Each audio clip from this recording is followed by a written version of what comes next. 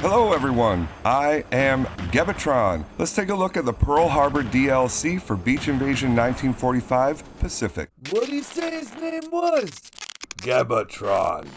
That's right, this is a DLC, which means you have to own Beach Invasion 1945 Pacific to play it. So what do you get? You get the Pearl Harbor map, which trades in defending beaches for defending battleships, and instead of fighting off waves of infantry and tanks, we are now fighting off fighters, dive bombers, medium and heavy bombers, as well as submarines, torpedoes, and other small ships. So let's start from the beginning of the story in case you don't know what this is. AI Times 2 Games first came out with Beach Invasion 1944, in which you defended a beach in Normandy against the US D-Day invasion. I won't go into it too much as you can watch my full video on that game at the top right. It was a simple concept with only one map and you could only play as the Germans, but it was released with minimal bugs, excellent follow-up support for the few bugs that did exist, and it ran silky smooth. Then came Beach Invasion 1945 Pacific, which took us to a different theater of war. Pacific was a huge improvement over the first game, as now we could play as either the Japanese or the US depending on the map, and we got plenty more of those maps. I cover it in more detail at the top right, but the most impressive part of Pacific to me was how AI Times 2 Games took this simple concept and kept it fresh by flexing their creativity on how the maps were designed. Things like changing the height, depth, and variety of weapons available to you, and making each map's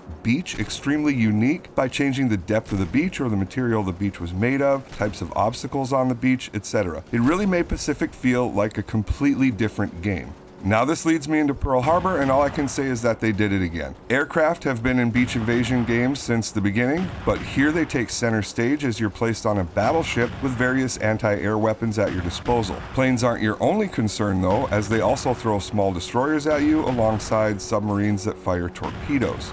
You are also able to call in air support, which is where I feel that AI Times 2 Games has once again shown creativity by putting us in the rear gunner seat of said air support and allowing us a whole different point of view that we have never seen in a beach invasion game before. On top of all that, I struggle to keep up with Pearl Harbor more than I have with any of the other maps, so it also brings added difficulty, which is nice if you found yourself easily chewing through waves on the other maps. I think this Pearl Harbor DLC is great, and I do recommend it. I was told that the DLC will be $5 US, which I think sounds, pretty steep for a single map on a game that is normally $10 to begin with, but I don't have a problem paying that, as here we have a game developer that is putting out a product that delivers with minimal bugs. The game runs well every time, and they keep finding ways to be creative even with a simple concept. I'm all for supporting developers who consistently show that kind of commitment to their products. On top of all that, I'm pretty sure there is going to be a release day discount. The release day is December 4th, so go check it out on Steam or the Epic Game Store for yourselves. Pick it up, have a good time, check out these other Beach Invasion videos to learn more, do all those YouTube things that help me beat the algorithm. Thank you so much for watching, and see you in the next one.